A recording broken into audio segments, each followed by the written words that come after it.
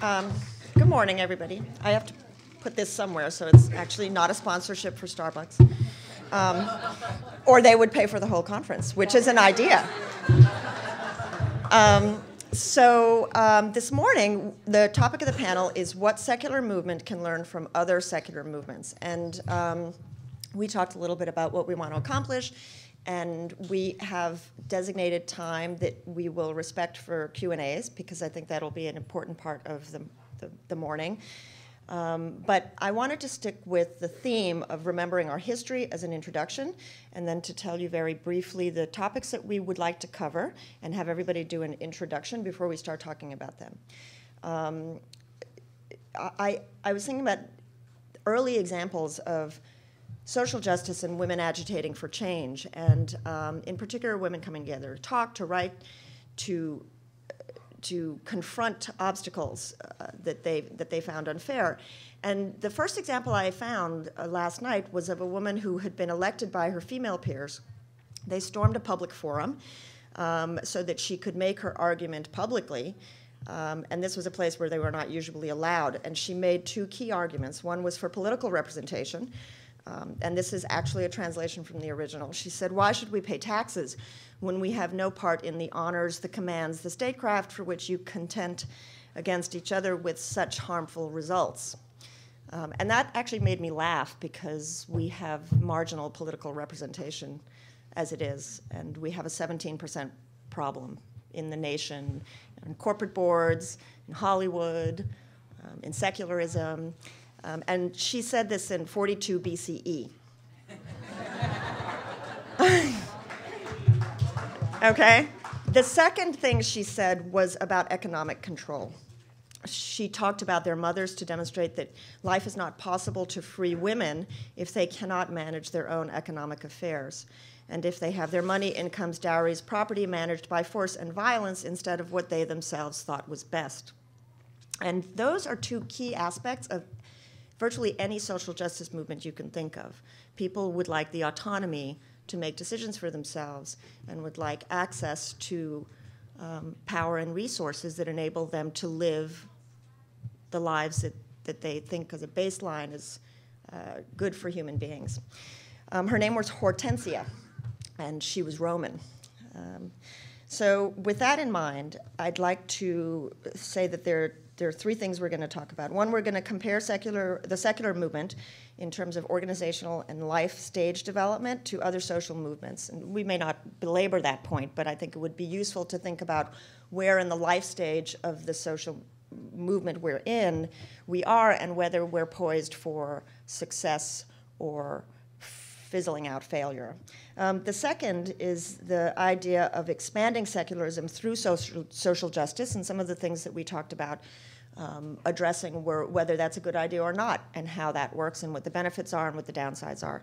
And then the third thing is something I think we'll see how much time we can devote to it. But I'd really like to focus on the marginalization of women in social movements, in secularism, and put that in context of all social movements, revolutionary movements, and how that dynamic works. And so with that, I'm going to go from left to right and start with Greta. Everyone's going to make their own introductions, and then we'll come back to questions. I don't think it's on. I'm Greta Christina. I write for Greta Christina's blog on the Free Thought Blogs Network. I'm author of... I'm author of Why Are You Atheists So Angry? 99 Things That Piss Off the Godless, and assorted other things, but that's mostly. Now, is now when we're talking about... I think what we should do, just do a quick introduction, and then we'll come back to the questions. I am Desiree Schell. Why I'm here is actually the skeptical radio show that I run, which is more like a science radio show, Skeptically Speaking. It's in Canada, and it is syndicated across North America. But more importantly, really? How about now? Okay. All right. More importantly for this panel, what I do in the rest of my life is I actually work for the largest public sector union in Alberta, and I am the head of the organizing department. So I want to talk a lot about class.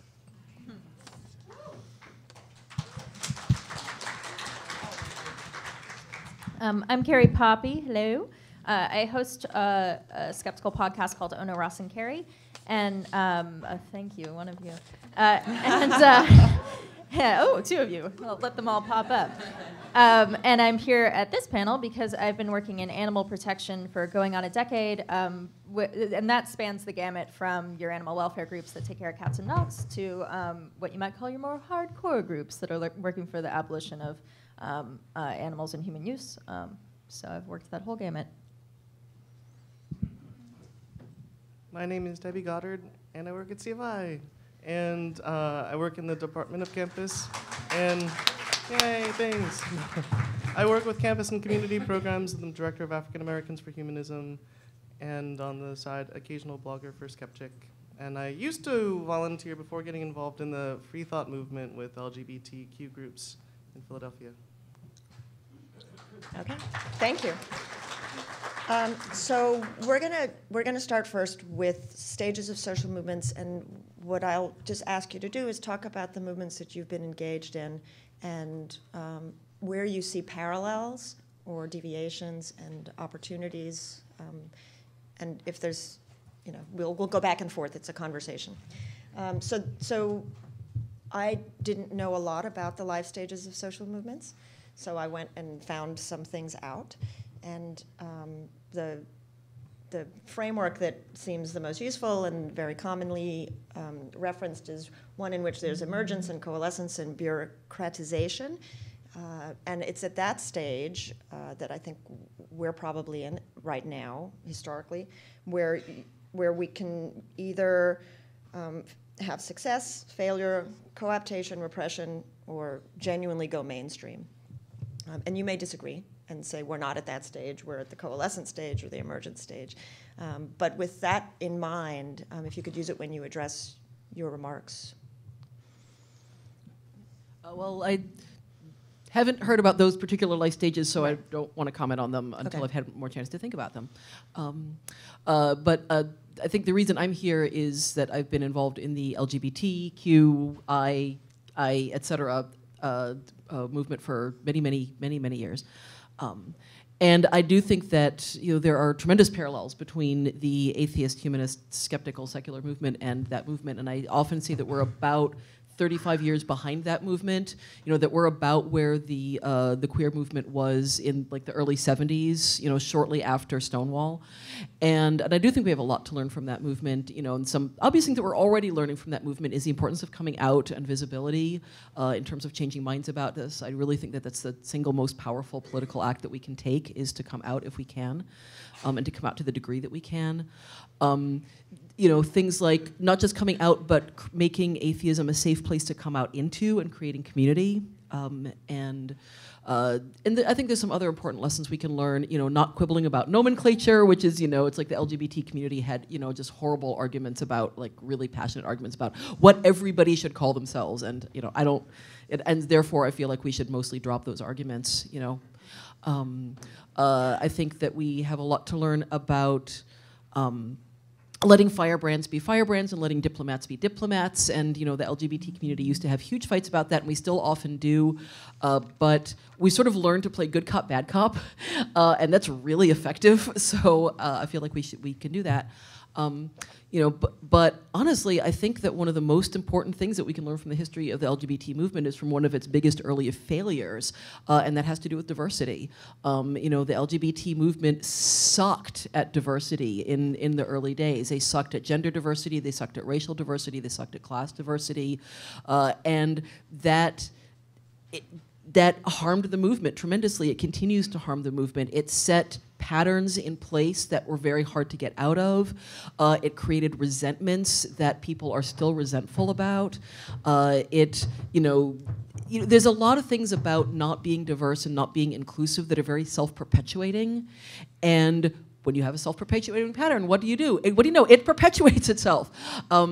And if you talk to, if you're wondering why so many of us are passionate about more inclusivity of women, more inclusivity of, people of different races, more inclusivity of people of different classes, different nationalities, and so on, talk to anybody in the LGBTQ movement and ask them if you could get into a time machine, if you could get into a TARDIS and go back in time to the late 60s and early 70s and get this movement to deal with diversity at that point, would you do it? I guarantee you that 99% of them would say, for the sweet love of Loki and all the gods in Valhalla, we would do that. And so whenever we're really frustrated and upset about the fights we're having about this now, and I'm frustrated and upset about the fights we're having about this now, but I'm also really grateful that we're having them now, because we're having them now, it means we're not going to be having them as much in 10 years and as much in 20 years and as much in 50 years.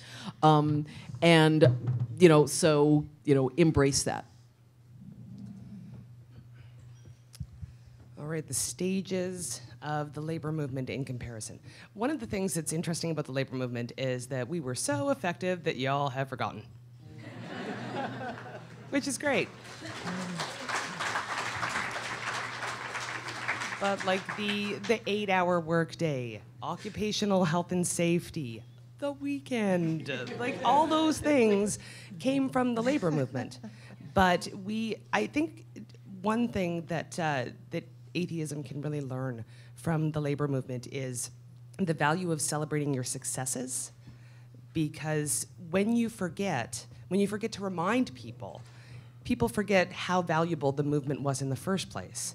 So we need to start talking to other atheists about where we've been able to succeed, because otherwise, when we're talking about the stages that you mentioned, unions are bureaucracies. I think everyone knows that now. There's very little militance, and I can go into many reasons for why that is. But it's become so mainstream that it is almost another level of management, and it ceases to become a social movement at that point. So if you want to avoid that in your own movements, celebrate your militancy, your current and past.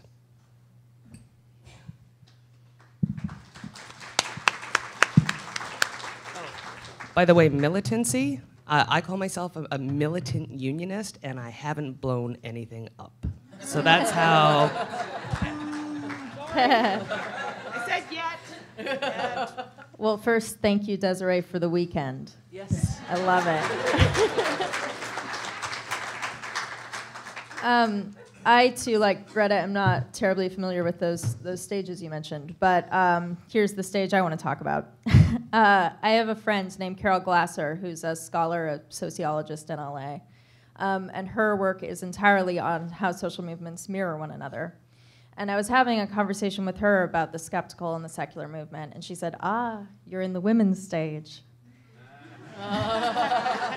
And she said that in all social movements, there's a period where the men run everything, and then you hit the period where the women are actually engaged, and the women become the foot soldiers. And she said that's the do or die moment. If the women are able to become at least 50% of your workforce, you succeed, and if they don't, you go away. This conference is especially well placed, I think, in our period of history, because we are in the women's stage and it's do or die time.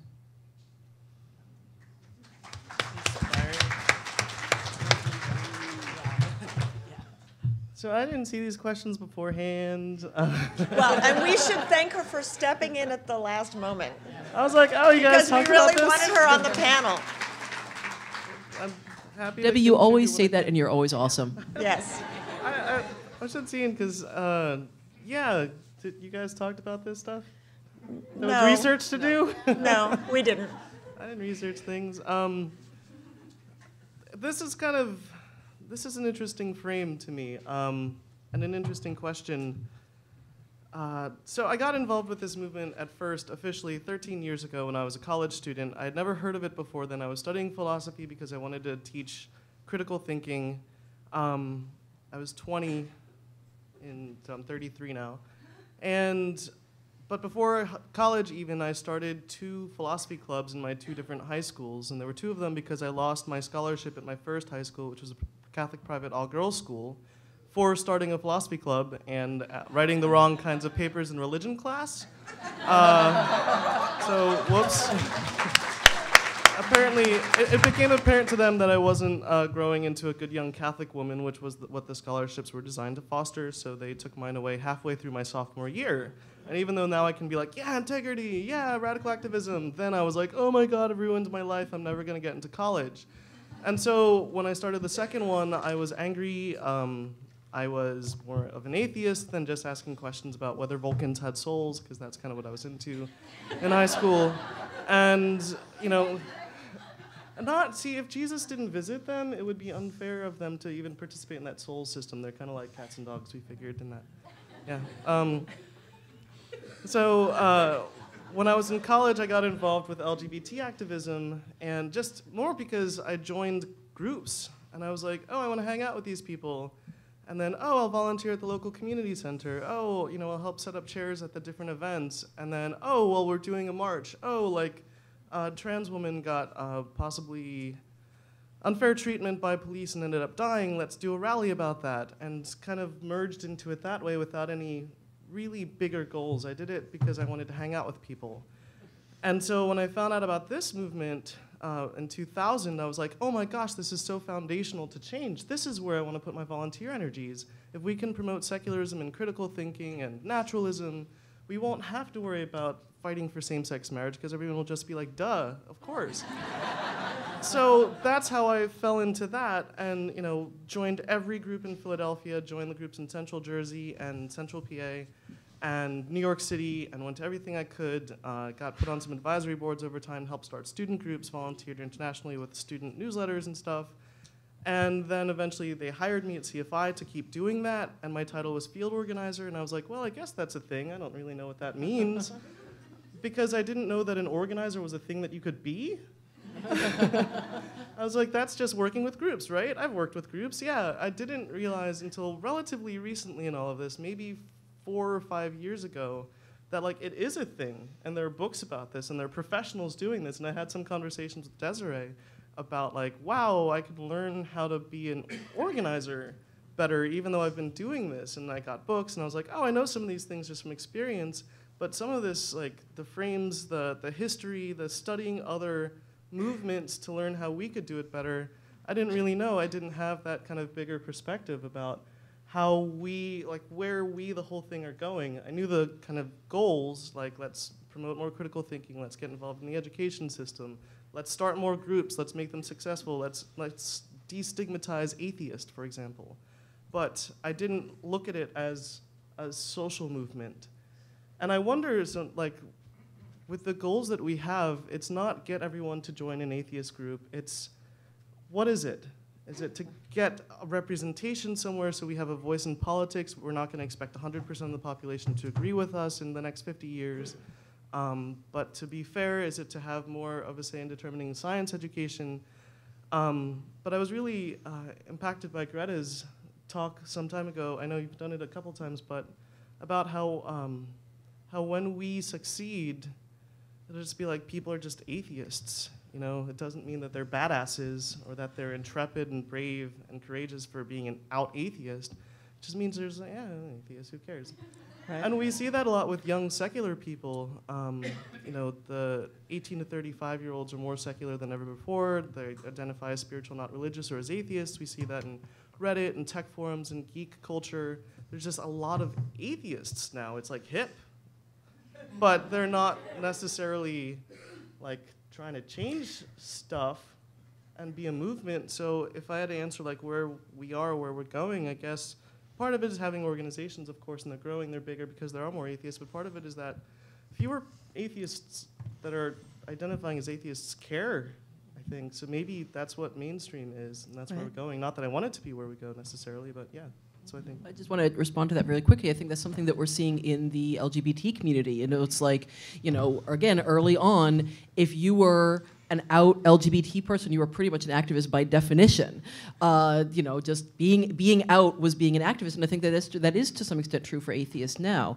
But now what we see is, we of course we see a very active political, working on social change LGBT community, but we also just see a lot of gay people just living their lives, and I do think that it's likely that in, I don't know how long, maybe 20 years or so, we're going to be seeing that more with the atheist movement, that we're going to be seeing, I hope, thriving, vibrant political and social change movement, and also just a lot of atheists just living their lives. And I think the thing is that is still, to some extent, activism. It's like being an out gay person, an out LGBTQ person is very powerful. And it's a huge part of why that movement has succeeded. And, so I think that, I don't know if there's exactly a bright line between those things, but yes, I do think that it's likely that we're going to see it just becoming more normal and more mainstream and not like so intrepid. Not so much a movement. Right. Can I, I'm going to try and keep us on a little bit of a schedule so we can get all three covered, but that's a really good segue, because the thing that I think we should talk about next is the kinds of alliances that secularism can build with other social justice movements. So I think good context for what you just said in terms of change is an example. My child was in school and they started the morning session where they wanted to talk about difference. And in the school she was in, as a feminist with other feminists, we really had pushed for years for diversity, for all kinds of diversity. And her teacher was gay. And he started the conversation off talking to this circle of very young children. And he turned around and he looked at my daughter and he goes, "So tell us what it's like to be an atheist." And it was actually great for her because she was like, "Okay, I will do that." And, that would never have happened to me in school. People didn't even say the word feminist. People didn't say the word gay. And here was a gay teacher who was there because of diversity efforts talking about atheism, and that's a huge change. And that happens because of alliances. So can you talk about those things, and specifically about, I think, Greta, you especially had this question, the downsides and the benefits, both. Does anybody else want to go? Or? Okay. Well, certainly when it comes to, alliance, the short version, alliance building, yay. We are going to get nowhere if we don't do alliance building with other social change movements. And I do think that there's sometimes this resistance to thinking that, it's mission driven if it's not specifically about secularism. But there's a huge areas of overlap between atheism and other social change movements, and not always in obvious ways. I was just talking with Teresa McBain about somebody in the Clergy Project who can't come out and can't yet leave his job as a clergy person because his wife has a chronic illness and he can't lose his health insurance. Is there an intersection between secularism and healthcare reform so that atheists can come out of the closet and not fear losing their jobs and not think, if I lose my job, my family is going to lose their healthcare? So yeah, there is intersection, and sometimes it's really obvious because religion oppresses gay people and religion oppresses women, and religion perpetuates poverty and so on. So I think often there is intersectionality. So what was the question? Well, I want you to address specifically the topic of the downsides. Okay. So the downsides of trying to do doing this kind of social change work is it's hard. It's hard. And, you have to do things that aren't comfortable. You have to do things differently from the way you've always been doing them. You can't just do the same kinds of events and have the same kinds of speakers and the same kinds of, activism on the same topics. You have to change. You have to be uncomfortable. You have to do things differently from the way you've always been doing them. And, and this is, I think I'm sounding snarky here, but I'm not. It is hard, and I've experienced that. And also, you have to acknowledge when you screw up. It is really, really hard. I have been on the receiving end of it. It is really hard to be trying to be an ally with people, and then all of a sudden, 100 of them are dogpiling on you and telling them you screwed it up. It's hard. But you got to do it, because if we don't do it, we get nowhere. So the big downside is it's hard. But too bad, we got to do it anyway.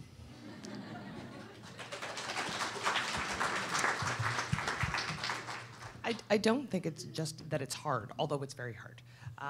But there are situations where, let's look at the oh, I'm sorry, I'm so quiet. Plus, I went to a cigar bar last night.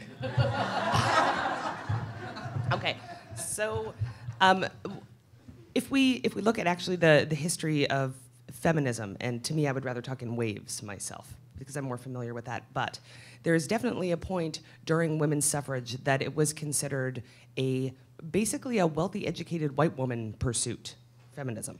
That was it. Until they got working class women involved. And historians, many would say that they wouldn't have won women's suffrage if they didn't include working class women. So it's not just this theoretical idea that we should involve allies and we would have more recruits. Sometimes that is literally the only way to win.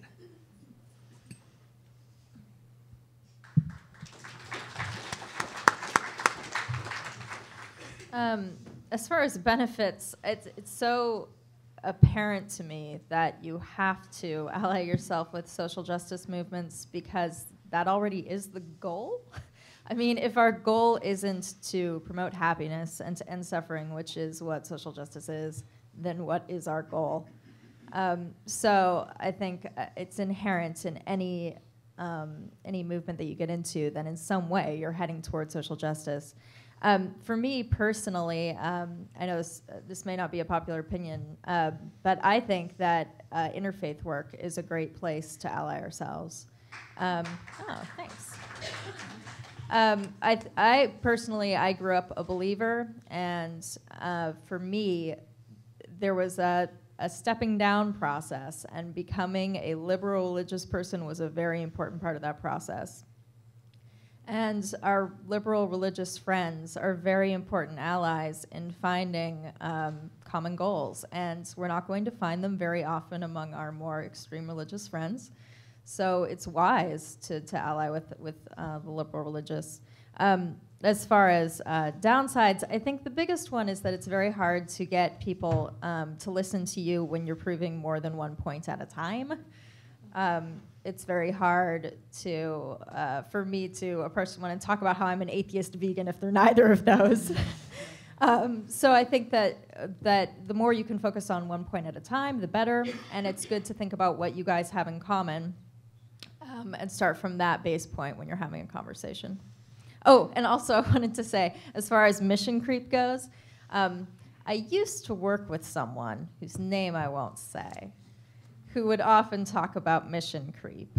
And my response was always, "You're a mission creep."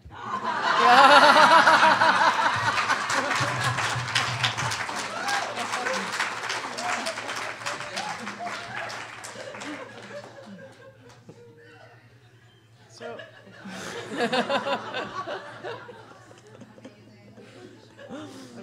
I'm totally using that in the future. So alliance building, we're a brain and head movement, right? Like being an out gay person is a little different than being an atheist. Usually the LGBT movement wasn't like, let's convert everyone because our way of thinking is the better way of thinking for the world. Though certainly there was that radical section of it, right? And for the American Civil Rights Movement too, it wasn't like, well, let's make more people black because that's the way that things should be. It was like, we're not represented equally, and we don't have certain rights, and a lot of these are identifiable because of the way we look, and so we need to really change culture. And so I think the goals are different, and the way, the interest other groups have in working with us is different, and the interest that we have in working with other groups is different because like some of them are wrong to us, right? And so even with interfaith, some people feel like they have to kind of swallow their integrity to be able to be in coalitions with, say, liberal Christians and not just be like, so you're wrong about stuff all the time. And yet it's crucial for us to accomplish certainly our political goals and our social goals to make these alliances, to have representation at a lot of these things, whether or not they want us. The downsides for us here, I think, is sometimes it feels like we have to hide a part of ourselves. You know, we can't be our true self if we can't say, like, I think you're wrong about Jesus or something. we feel strongly about that. A lot of us feel strongly about that. Like, I can't just hang out with religious people and not tell them how wrong they are all the time. And I'm exaggerating a little bit, but I see why some of us are so uncomfortable with joining these things. If I were doing, voting rights activism and you told me to hang out with like racists, I'd be like, it's hard. But it's not like racists. It's people who are trying to work together to protect things from the religious right, from the fundamentalist religious groups. And when we see it like that, like we're trying to accomplish these issue-based goals, that's cool. I know in my own personal efforts, trying to ally my atheist and free thought group with LGBT groups, they didn't want us. They were like, no, we don't want people to think Jesus hates them. We want to say it's all about love and whatnot. And I had to kind of be like, but Jesus does hate them. No, I'm cool with that. I just want us to have a space at the center for us to have meetings for people who might agree, for secular humanists. There used to be a group in Philadelphia for gay secular humanists. Again, like, it was hard sometimes to be in that environment, considering the values that we prize so much. We sort of have to swallow maybe some of this ego to be able to accomplish some of our goals. No, go ahead. Oh, Greta, go ahead. Yeah. Oh, sorry. This seems like a good time to talk about diversity of tactics. Right. Okay, so who here knows the phrase diversity of tactics? Okay, handful.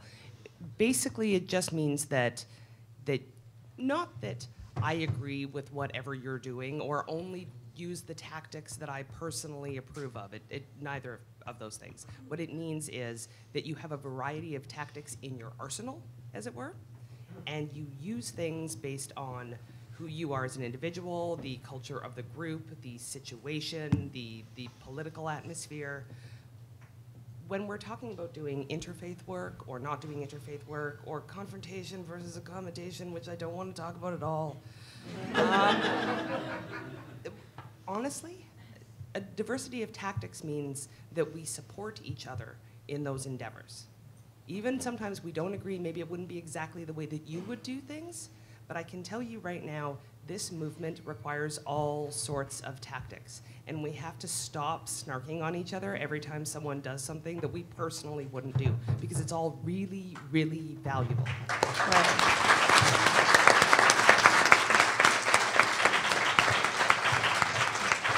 Actually, I had something to say, but Desiree more or less said it. Yeah, no, you're a horrible person for that. So there is actually one small thing I want to add to that, which is I do think it's not a downside as much as it is a challenge of doing alliance work, which is, and Debbie touched on this, which is, do they want to work with us? It's like, atheism does have a stigma right now, and there are a lot of groups that don't want to, especially if they've been mainstreaming. I think this is something we're seeing in the LGBT movement, is they've tried to distance themselves from the perception of queer people as godless, and they're trying to position themselves as mainstream Americans like everybody else, and that includes going to church. And so I think we need to think about how do we make that case that we are worth allying with. And I don't know that I have an easy answer, but some of the answer is, look, there's a lot of us, and especially there's a lot of us among young people, and we are awesome on the internet, and we're awesome at raising money.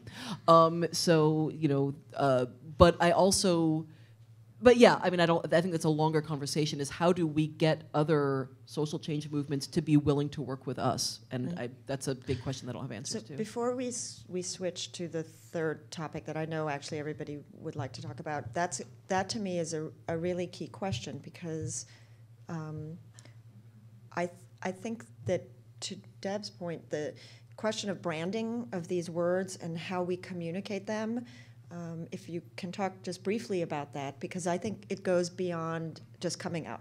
Sometimes you say, if we just talk about it, it's important to let people know, but it requires a much more systematized method of communicating and creating messages and things along those lines.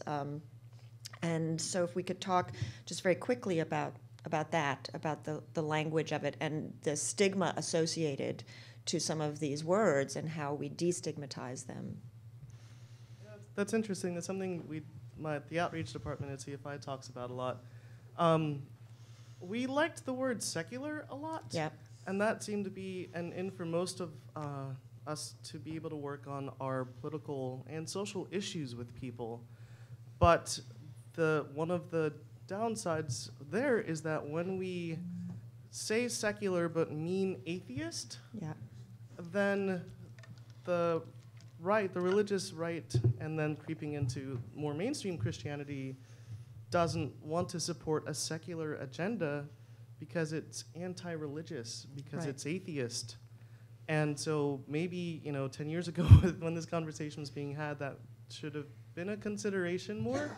I wondered when the Secular Coalition for America started, and it brings together secular Americans and secular people living without God. So it makes sense. It's not a wrong name, but as a coalition of groups trying to advance church-state separation and whatnot, it would have made sense to me too if they had allowed in any group that wants to defend church-state separation and secular life. But that's tricky. And I subscribe to a couple from the right newsletters, and they use secular as a dirty word. Right.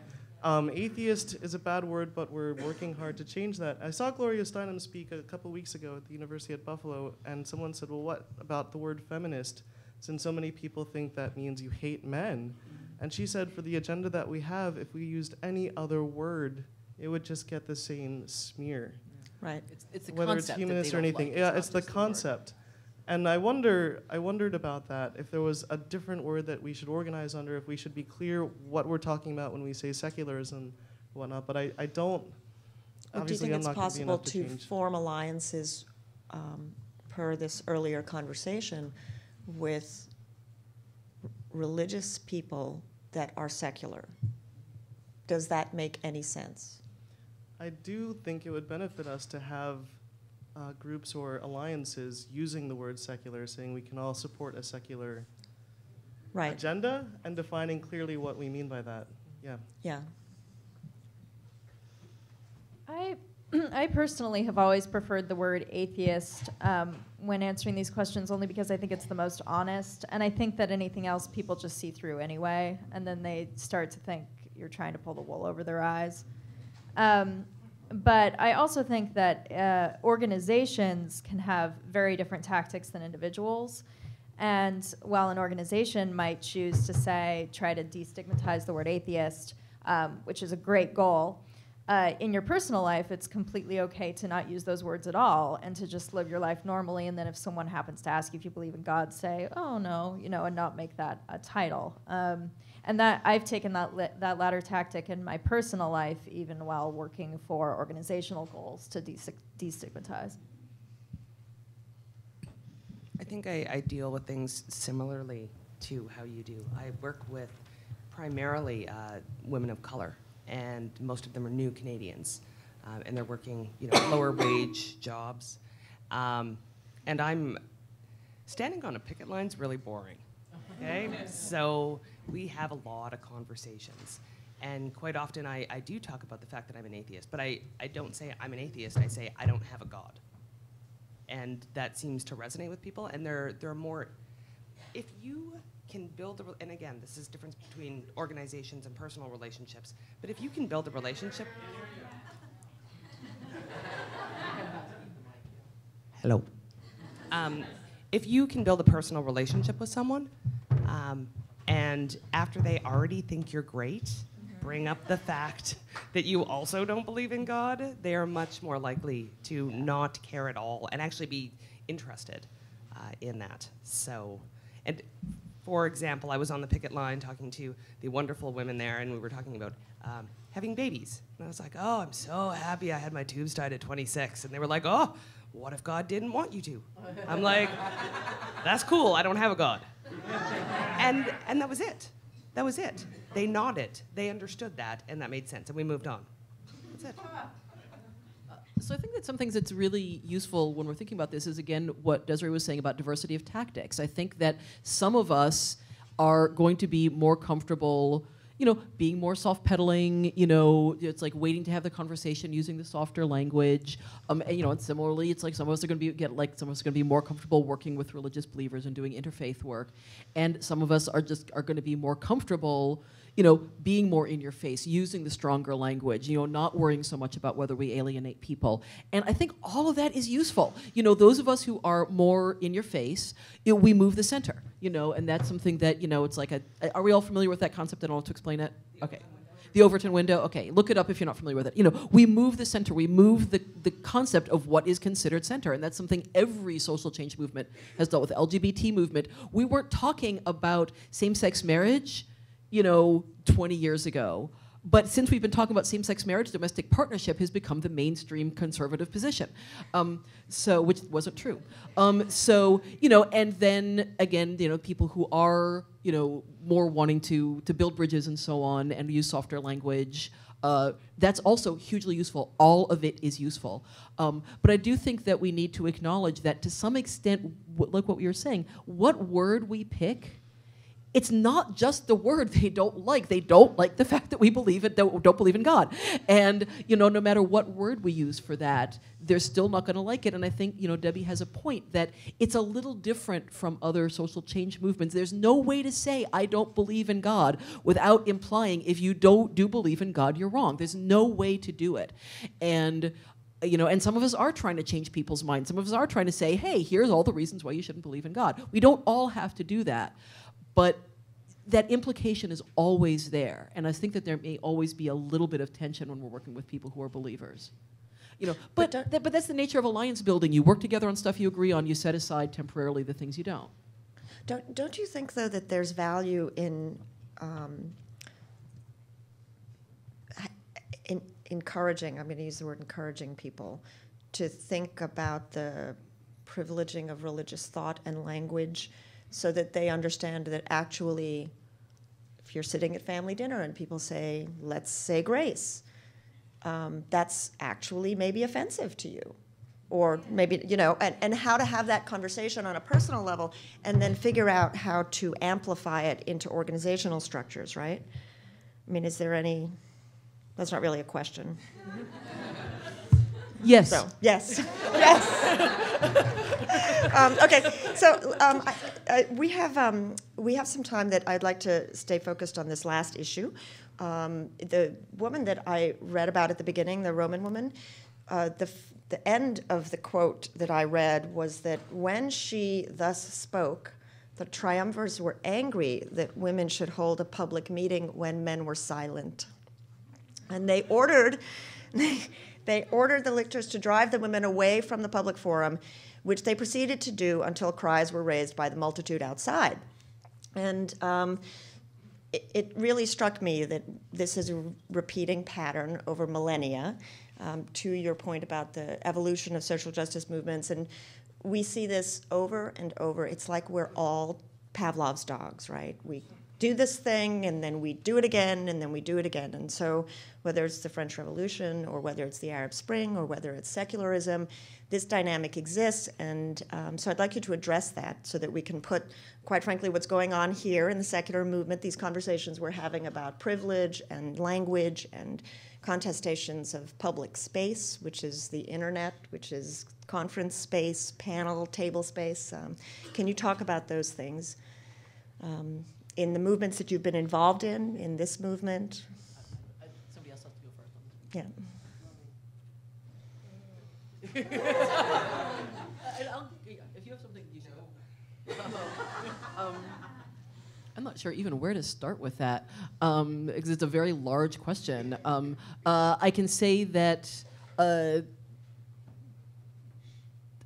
Do you want me to be more specific? Yes, be more specific, yeah. Okay, thank you.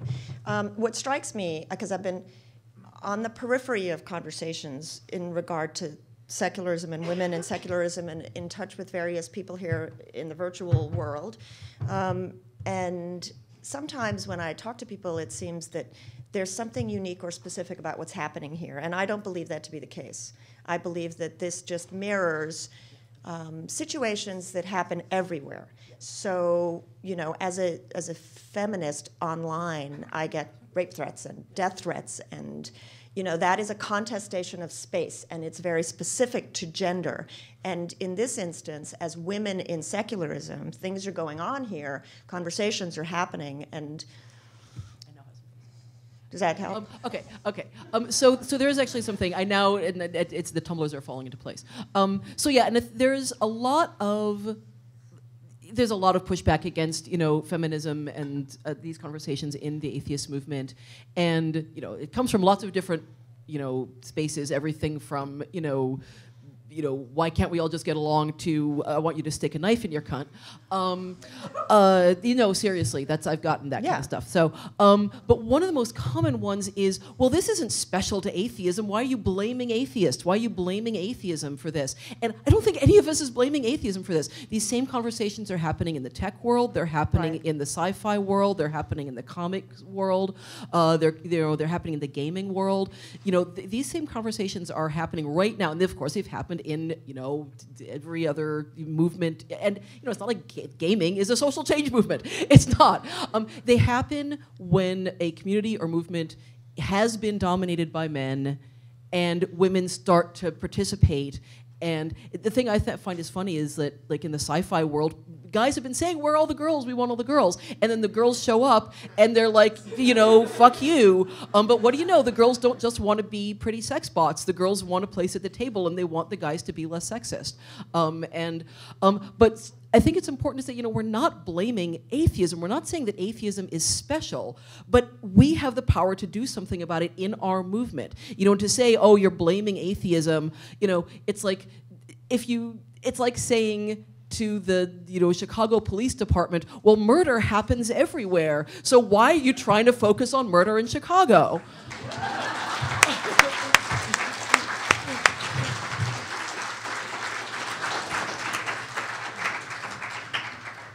I agree with what you're saying for the most part. But I'm sorry, I do expect more from us.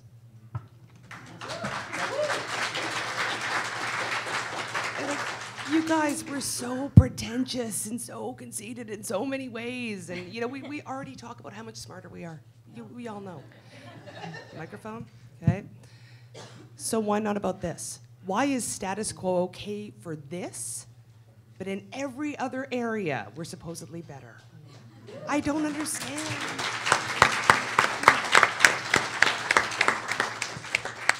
Yeah, I think usually it's helpful to see a broader context, but in this case it's almost not.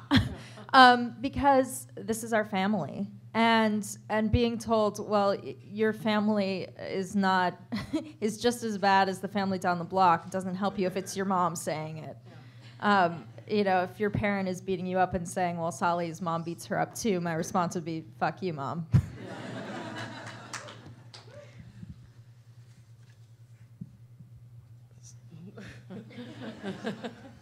So I know one of the versions of history of organizations for LGBT rights, and some of the criticisms of the HRC, the Human Rights Campaign, how they've usually used like shiny, educated white dudes and white guys living in the suburbs with polo shirts, and not like the leather-wearing daddies who march in parades and things, or the dykey lesbian types, because that would scare people. And I understand why they think that's effective, and why also there are grassroots efforts to shift culture as well. I know also from reading about American civil rights movement history why they chose certain figures to be the leaders and the spokespersons from a top-level organization level. Like, this person's well-spoken, this person can be accepted well by white people, they're not so scary. This is who they'll listen to when we do marches, when we go on TV, when we write this sorts of things. And other people are like, screw that system, there's stuff wrong with it, we need to do this other stuff. One interesting thing that I didn't realize as much until some relatively recent reading too on Wikipedia, so it was really That's thorough. a whole other thing. Yeah, it was about how, my goal was to read more about the role of churches as organizing spaces for African Americans in the 60s, 50s, and 60s. And what I ended up learning, too, was that the people who were organizing a lot of those meetings were women, like way overwhelmingly women, and they were the ones attending, and they were, obviously when they were picking Rosa Parks, for example, as a representative, they weren't putting themselves in the top-level leadership positions, and partly they couldn't. I don't think they had that power, but they were bringing the people together, bringing the communities together, getting the word out. And maybe some of that's because they were the ones most involved in the church on that level. Maybe some of that was because culturally it seems that a lot of times women right now and recently have been the organizers more so than men a lot of times. If not the top level speakers, they're getting people together. I don't know how that works for the feminist movement, but I see some reflections of hierarchy and structures there. And now I've also forgotten there. Is it new? And how do we change it? Partly, I guess, we have to think about ourselves as a movement that is like these other ones, and not just like we came whole cloth with this new idea, right? Which a lot of people do think, like, well, nothing's like atheism. And why are we comparing it to these other movements? And maybe partly it's because then they have to face uncomfortable truths, like, should we be involved in social justice? Well, if you don't, the movement will die, right? Right. So it's not unusual. We should learn from the way that these other movements incorporated people, reached out to people, had to give them a voice so that they stayed relevant. Yeah, I don't know how else we change that. You know, I have a related question for all of you. During the Second Great Awakening, was a time of great diversity, women, people of color, a lot of utopian ideas, a lot of radical experimental social change. And out of that era came what we have now, actually. And that was born of the proliferation of these religions, right? This movement which is thanks to secularism in our country, right? Because we were more secular than most, these religions could explode at a grassroots level. And so today, when I look at religious media, which is incredibly successful, right? I mean, hundreds of millions of people are watching some pretty ignorant theocrats in the hundreds of millions, and we don't have that as a parallel in media penetration. And so a lot of times I think, well, what can we learn from their success? And is that something that you can talk about? Because they definitely think of themselves as social justice agitators, social justice movements. And we may not think of it that way, but they are organized and very strategic and extremely effective at their marketing and communications. And we don't have parallel structures that I can see.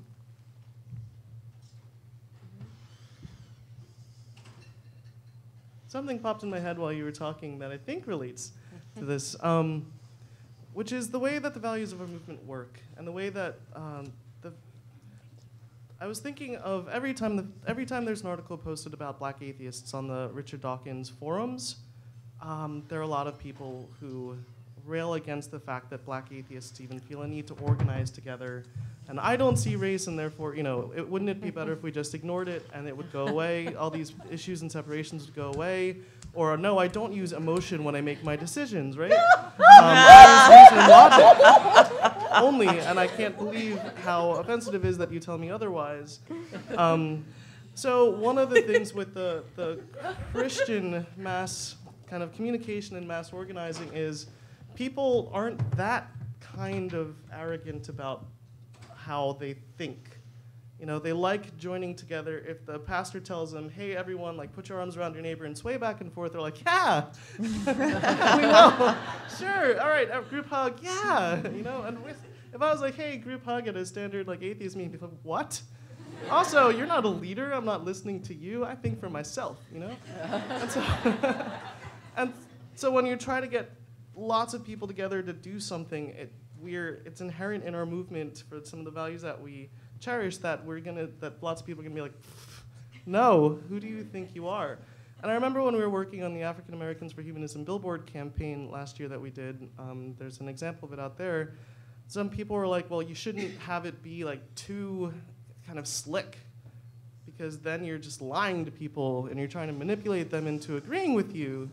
And we had these discussions about like why that was even relevant in our movement, but I thought about the fact that if you're making a political ad, you have a short-term goal. It's vote for this person, not for that person. Vote for this issue or against that issue. And we know that if you play the happy music when you're putting up the candidate that you want people to vote for or the issue that you want people to support, put up the happy music, you know, the trees, the flowers, them kissing babies, whatever, and people are like, eh.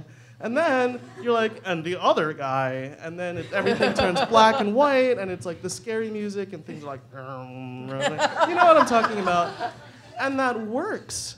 That works. And so part of what we should recognize, again, with the science and that the brains are squishy and dumb, is that this works, this is effective. We all are prey to these things. We're all being manipulated constantly by our inputs, by the media we're surrounded with. And we benefit, a lot of us benefit from having social connections, from having social groups, from getting information. And even if we follow leaders that are telling us, like, we all think for ourselves, right? Yeah, we do. We're still following people and listening to people. We're still fans of people, even when we don't like to think of ourselves that way. And it's kind of hubris to think that we operate otherwise, yet we like to think that we. I actually want to say something very quickly to what you were saying about, and I think this actually is in direct response to your question. And I do think there's probably things that we can learn from, you know, the religious right and so on, because they are effective. But I saw a talk once on the differences between liberals and conservatives, and they were saying conservatives are really, really good at working in lockstep. You know, they're really, really good at you know, following authority. You know, they're really good at you know, doing what they're told, and liberals aren't good at that. And if we try to be good at that, we're going to fail because it's just really not in our nature. So what we should do is play to our strengths, and our strengths is that liberals are very good at getting a diversity of voices out there and at getting at an idea from lots of different angles. And so I kind of feel like certainly I'm not going to say it's like, no, we shouldn't organize and we shouldn't listen to leaders and so on. But I don't think we're ever going to be a movement that's really good at marching in lockstep. I don't think we're ever going to be a movement that's really good at listening to authority. So therefore, let's play to our strength. And our strength is, it's like we love to debate and we love to get a lot of ideas on the table. And again, getting back to sort of this idea, it's like, we have to have our nice, cleanest, shiniest, whitest, malest, most middle-class, college-educated people up front because that's who people will listen to. You know what? This country is changing. The demographics of this country are changing, and I think we saw this in the last election.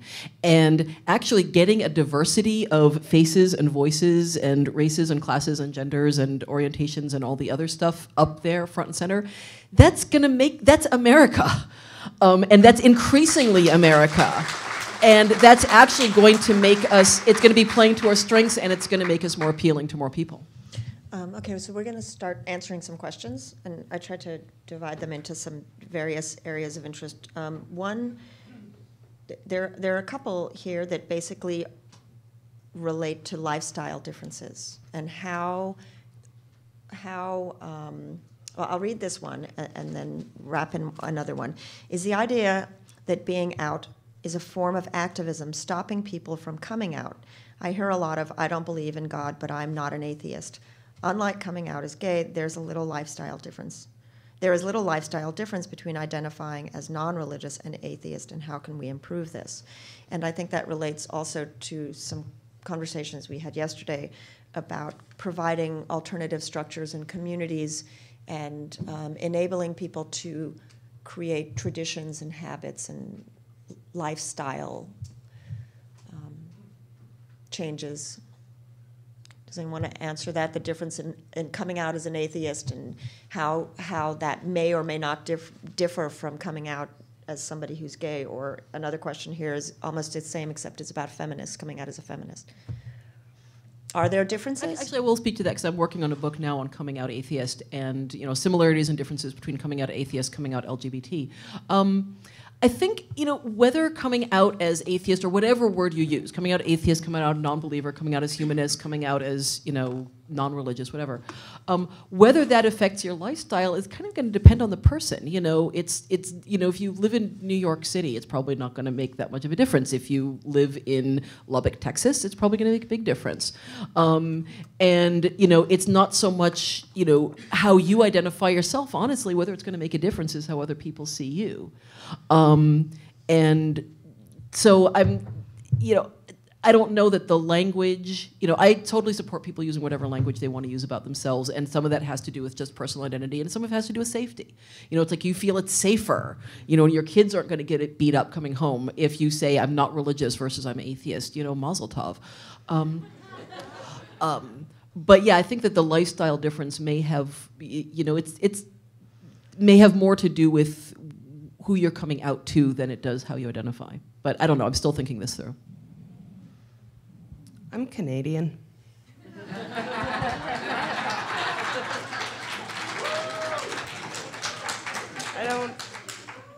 We just kind of don't. When we're living in Canada and we're looking over here, primarily what we're thinking is, holy shit.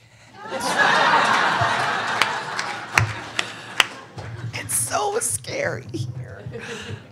But we don't have a lot of that in Canada. And I was telling some people when I crossed the border into this country, the lovely gentleman at customs said, why are you here? And I said, I'm going to a conference. And he's like, what kind of conference? I'm like, an atheist conference.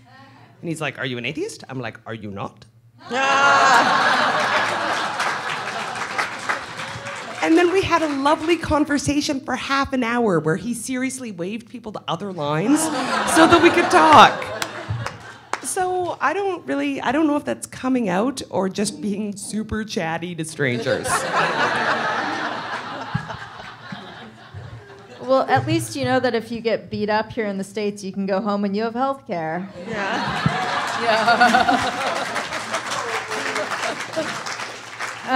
I personally don't really mind if someone says they don't believe in God, but they're not an atheist. I mean, what does that mean? So it doesn't really bother me. I think that it kind of it betrays sort of a weak sense of your own self-identity if you're that wrapped up in what someone else calls themselves. As long as you agree, who cares what they call themselves? There was another part of your question. Identity and... Identity. Identity. Yeah. Lifestyle. Building community. A lot of buzzwords. Your lifestyle. Yeah, I agree. I don't think that it changes your lifestyle one way or the other, whether you say you're atheist or you don't. Obviously, it changes how you behave, whether you believe or you don't. All these labels don't really mean a lot to me. And if someone calls themselves a humanist, like me as a person who cares very much about animals, I want to start being like, well, I'm an animalist. You can always find limitations to language, and I think that what really matters is what a person actually believes and how they behave.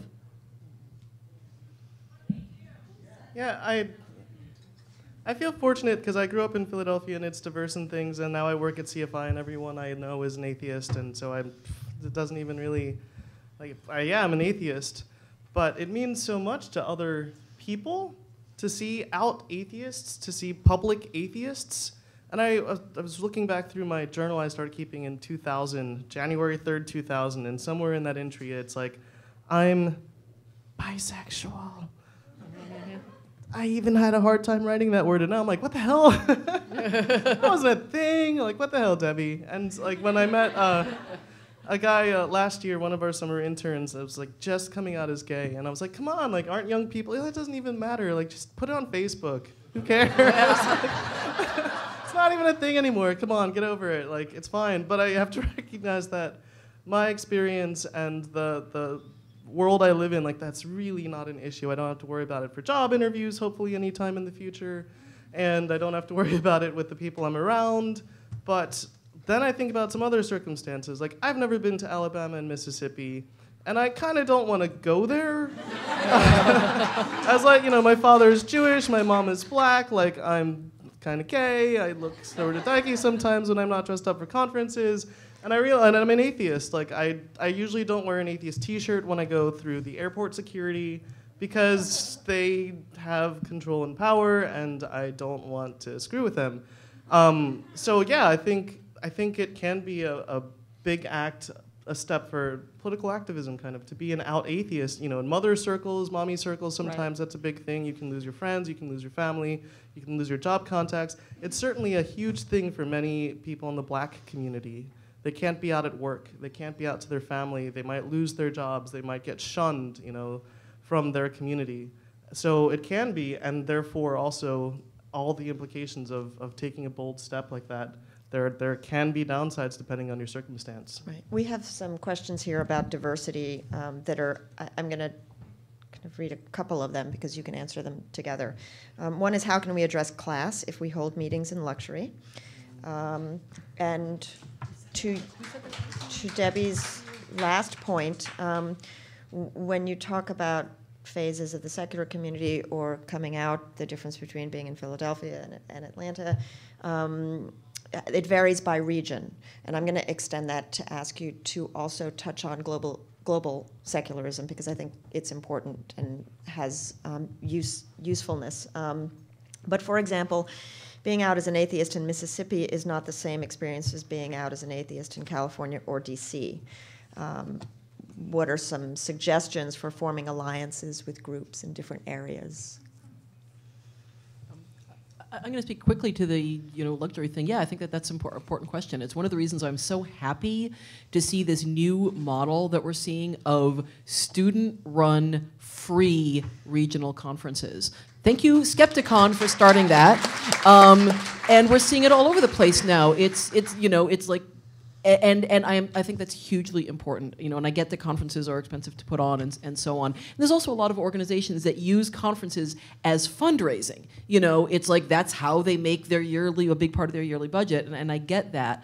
But yeah, I do think that's, we're not going to get diversity of class at a conference unless we find some way to address that, whether that's, scholarships or having more free conferences or what.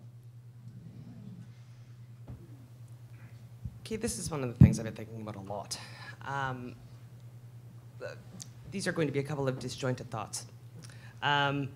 Class, I think, is a great gateway oppression. If we're talking about intersectionality, people have a hard time thinking about race. They have a hard time thinking about gender issues. But everybody gets class, because everybody can vaguely understand what it would be like to be really broke. That's something that people can identify with. So if we're going to talk about different kinds of oppression, I think it's great to start with class. Disjointed thought number 2. I think that leftism altogether has really, back in the day, and I can only talk about the labor movement really, but back in the day, it was very much a combination of academics and the working class working together. And I feel like there's a lot of progressivism now that doesn't speak to working class people. And I feel like it's become a much more academic pursuit. And if it doesn't speak to the people who are voting, the people who are living their lives, the people who have jobs, why would anybody adopt that? It doesn't, unions don't even speak to people from a working class perspective anymore, because it's become all about the contracts and the money and nothing else, nothing of the wonderfulness that unions achieved at one time.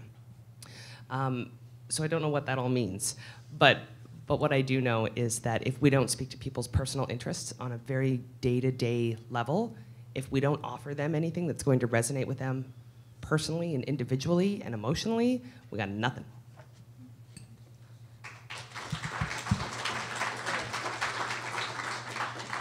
So I think the reason we pause after she asks a question sometimes is not because we're like, duh, we don't have an answer, but it's like, oh gosh, they probably have a better answer than I do.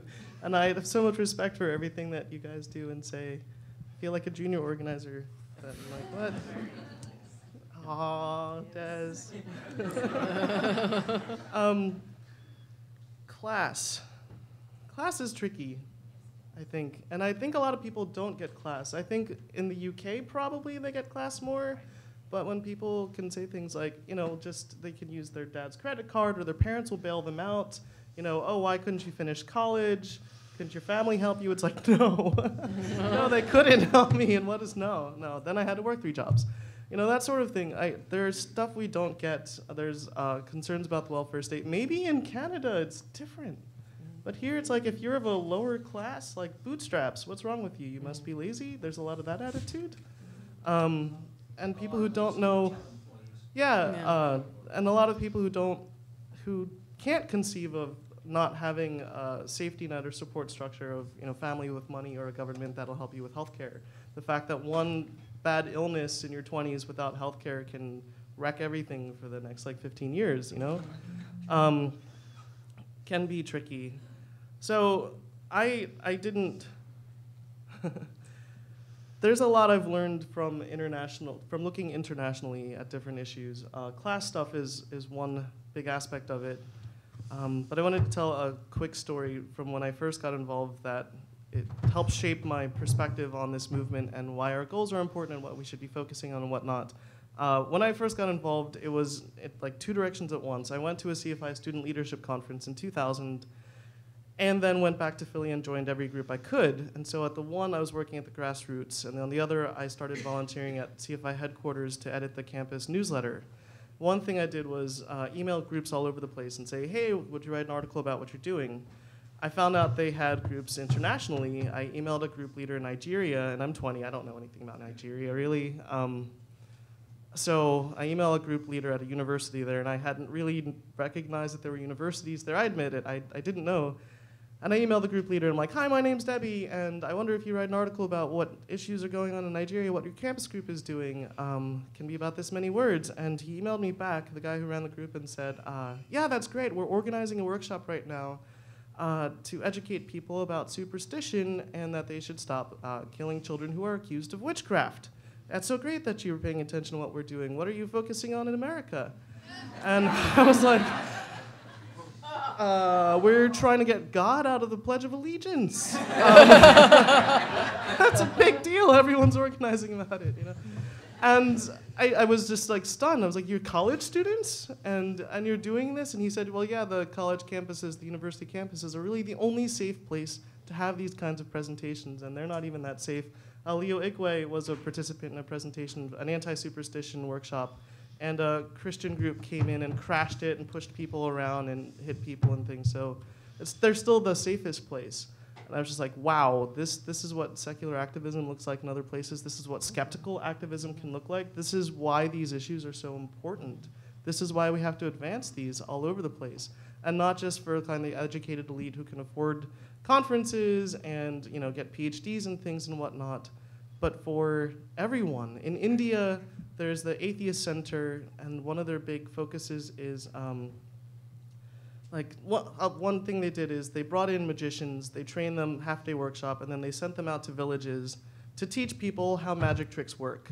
So that the next time God men came around and said, I have this power, look, I made a necklace appear out of thin air, they're like, oh, I know how that works. That's not a thing, I'm not giving you my money. Oh, I know how you can stick that through your tongue. That's not a thing, I'm not giving you money. And they work with peasant populations, they work with villagers.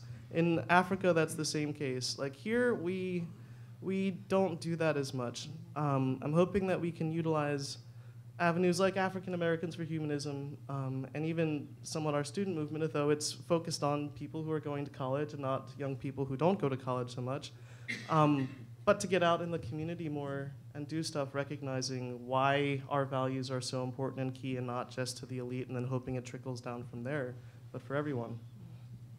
I think I sort of... I have a question for the panel, sorry. Don't put an interview on her. No, it's awful. But do you think that we, as members of organizations, actually ask people what they need? Sometimes. Do we? Sometimes. I do. But not as much as we should. Sometimes, but not as much as we should.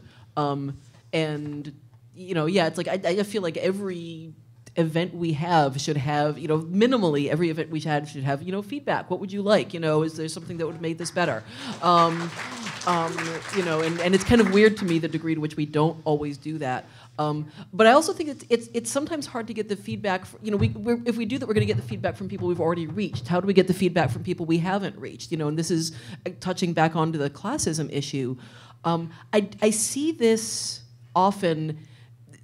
this arrogance about how smart we are, and we're so much smarter than those dumb believers, and this shows up in a lot of classist ways. It's like I've seen things like we're so proud of the fact that atheists there's a higher representation of atheists among people who are college educated and have PhDs. You know what it takes to get a PhD? Money. It takes money, and among other things, it takes money. It takes a certain amount of class privilege. A family that you got to go to a school that could get you into college in the first place, and a family that supports this, and that was able to support it financially and had time to help you with your homework and all that kind of stuff. And I do see this. And I get it. It's like when you're a marginalized group, you want to be proud of how awesome you are and how much better you are. And we see that it's like, I saw it in the LGBT community, how much we're just the cutting edge of humanity, whatever. But we do need to knock it off because everybody is a potential atheist, and the people we're talking to might even be atheists. But if we're saying how dumb they are for liking country music or not having a college degree, they're not going to want to be part of this.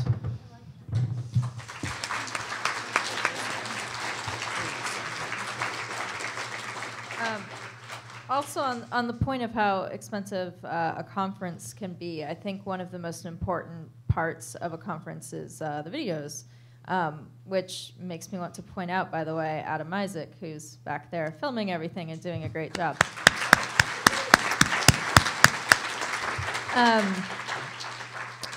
So, I mean, yeah, these conferences can be very expensive, and sharing that outside of your community via video can be one great way to mitigate that.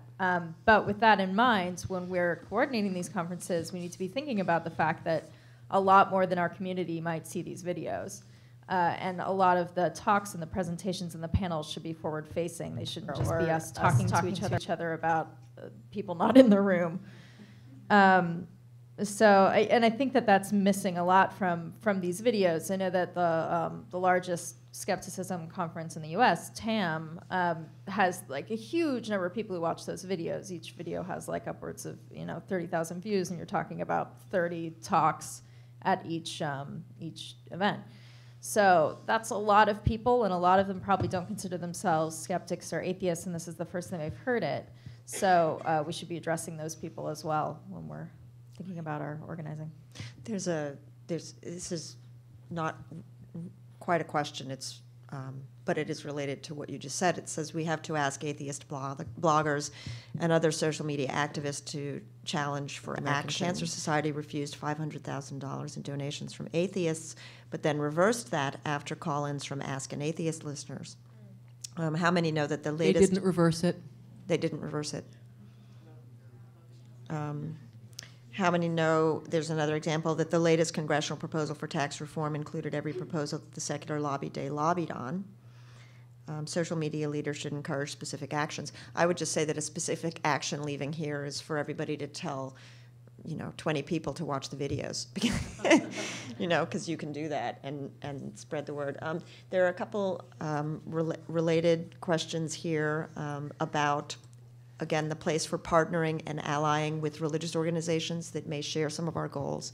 Can you touch on some maybe specific examples that people can use as illustrations of how to do that in their local communities?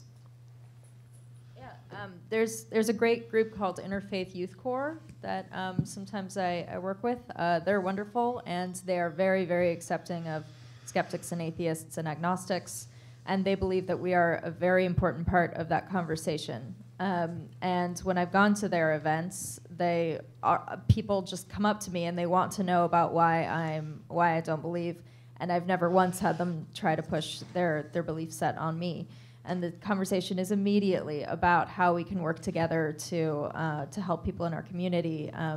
One woman approached me because she said that she heard I was interested in how people handle grief, which I am. And she said, "Oh, let's go to hospices together, because most of the time when I go, it'll be a bunch of Christians, and we automatically want to talk about Jesus because that's the kind of piece that we want to share. But there are some people who don't want to hear about that, and I don't know how to talk to them." And there's two sad things about that there. One is the obvious one to all of us, which is that she felt like she had to talk about Jesus. But The other one is that she didn't have a single atheist friend to bring with her. That's really sad. And it's not because she didn't know any atheists, it's because we aren't standing up and saying that we'll do this kind of work.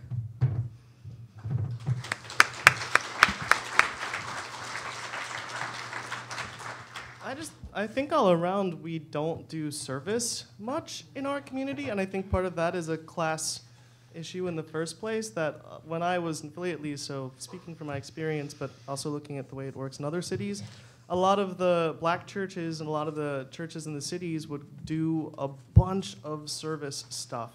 Whether that was, one group raised money to send kids to camp in the suburbs. A lot of them volunteered at soup kitchens or ran soup kitchens or did food drives or collected clothes or helped build houses. There's all of this stuff that I don't generally see atheist or humanist or skeptic groups, but atheist or humanist groups do. And I wonder, how many people here are members of groups? All right, how many of you have done service things with your groups? And can you shout out a couple of the things that you've done? Blood drives. Feed the homeless. You guys have done a lot. Adopt a highway, yeah.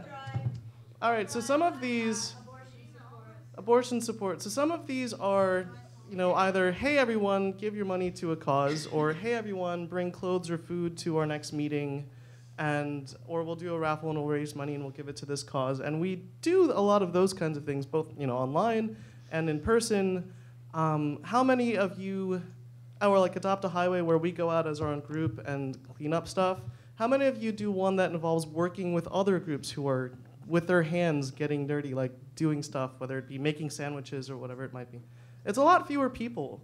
And this is one easy way for us as an atheist group, as people wearing our little group t-shirts or polo shirts, to go out and have a presence and work with groups on a small cause that has local impact, and have a presence to people who are interested in making, doing some change. Going to a soup kitchen type thing, helping build a house somewhere, which is a little more labor intensive, wearing your shirts together, saying, yeah, we're interested in this too, we're interested in helping the community. I would like more of you, if you can, to do that, or to suggest to your groups that you do that, to research something locally that you can get involved in. I know one of the problems is that a lot of them are run by religious organizations, and we don't necessarily want to contribute our volunteer hours and our handwork to these groups necessarily. But maybe you can find a secular one. In Buffalo, there's a secular one that helps feed the homeless, for example.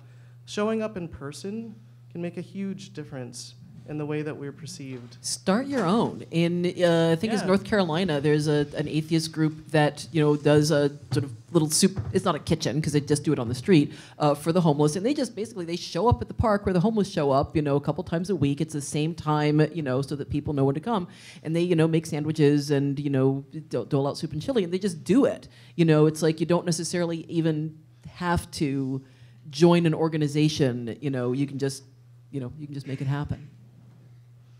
Also, single issue campaigns. If any of you in this room have talked to me for more than 5 minutes, I have mentioned single issue campaigns.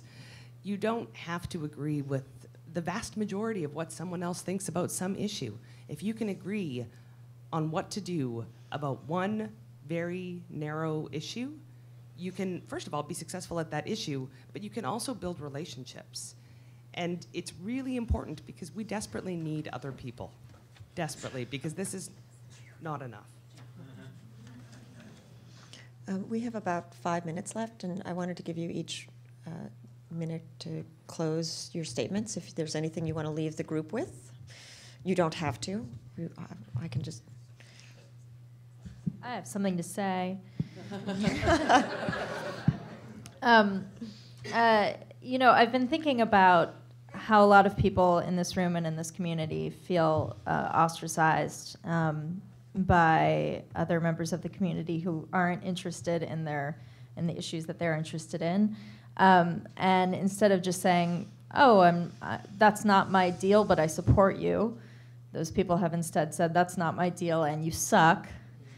And it reminds me of when I was in high school. I would write these letters to this boy, Bo Womack, who was very cute, and I was I was overweight and nerdy, and I was never going to get Beau Womack. But I wrote him all these letters about why he should like me. And they didn't work. And instead, he went around and told everybody how I was fat and stupid, and he sucked. But, I know, but... after I went to college and I lost weight and I came back, I came back to town and Beau hit on me. And I realized, that guy's the idiot. It wasn't me. But I wasted all that time trying to convince him to like me. And, you know, these people who don't like you, who think that you're an idiot and that you're a big waste of time, they're a waste of time.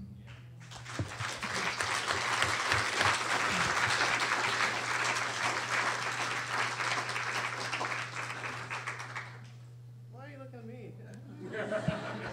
Because Carrie just put the mic in front of you. I was really excited to come to this. I'm really excited to be here. I'm really, really excited that we're talking about these issues and that no one's like, social justice, you know, I don't know. Should we really be talking about that issue? Now we're talking about that issue. Haha, suckers. And people are like, what? Tell us more. Like, what can we do? And so I guess what I want to see people do stuff. I like people doing stuff. And that doesn't mean I don't like when people think about stuff or write stuff either. I was a philosophy major. I love that stuff too. But I found a real value in doing stuff. You know, and some of that doing stuff is online activism. Some of that is creating forums, participating in conversations, calling people and stuff. Some of that's in person. I would like to see us all do more stuff in person. I would like to see us get more involved in service projects. I'd like to see us get involved in tutoring programs. That's something where we, as our egg-headed, smarter than everyone else selves, can like go and contribute, you know, to schools with crappy science programs or no after-school help, and say like, hey, I'm going to work with you twice a month to do after-school homework tutoring or English or science or mentoring programs. That would be cool too. Think of the impact that that can have on someone. So I like the doing stuff part. I like the coming together and discussing these issues part. I know sometimes they're haters and sometimes we look at inside our own movement and get caught up in arguing with each other. There's a lot of other stuff out there too happening. And if we can't just fight with this group, we can't take all of our volunteer energies, our precious hours and our precious time and money to do something within the movement. There are lots of ways that we can be atheists and secular activists, start our own thing, or work with other groups, or work on the ground locally if we're not interested in being involved online for different reasons, or to connect with other people. There's not one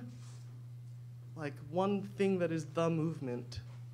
There are lots of ways that we can do stuff to change the world.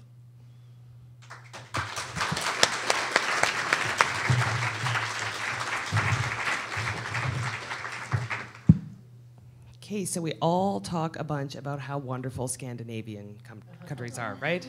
We always do. So you probably know that they have a very high rate of the non-religious. They also have the highest rates in the world of union density. So when we're talking about intersectionality, and I think it's really important to talk about intersectionality, just remember to look at things from different directions. It's not just atheism. There's also class. There's also race. There's also gender. All of these issues have so many different dynamics, and you've got to look at every situation from different angles and poke at it and see how you can improve it, because no one else is. It's us.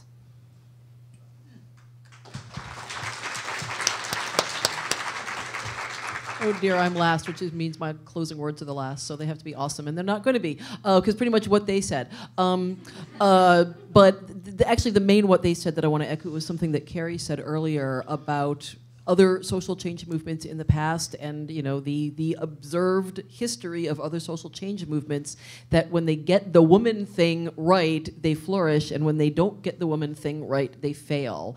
If there's anything I want to go out into the internet and out into the world and out into atheism, is we have to get this right. You know, it's if we don't get this right, we fail. If we get this right, we win. So, you know, please, you know, stop telling me to stick a knife in my cunt. Stop harassing us, and stop trivializing that stuff. Stop trivializing the shit that goes on against women. Stop.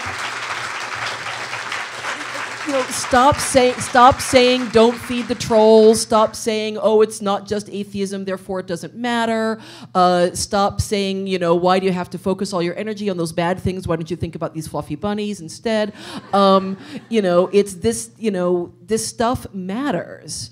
You know, and we need to speak out about it. We need to take action on it. And you know, not just, you know, trolls on the internet, but all the stuff that we've been talking about, all the intersectionality that we're talking about. You know, if we do this right, we win. So, let's win.